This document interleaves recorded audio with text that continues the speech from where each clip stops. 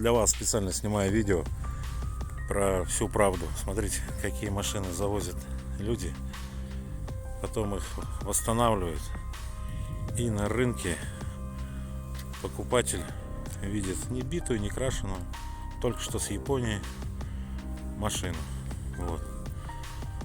Вот так вот дурят народ,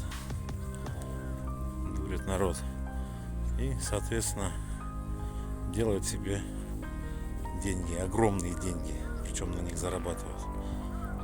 Так что не бывает, как видите, хорошее дешевым. Вот это правда настоящая. Покажите своим знакомым. И с авторынками лучше, Ирин, не связываться. Это кошмар. Я-то знаю, я уже не это самое. Видите, крыша там слетела. Ужас. И потом люди платят деньжищи. Вроде недорогие. Вроде-то она и нормальная, как бы. Но видите, да? За копье купленное, вот это за копье. И потом втюхивается.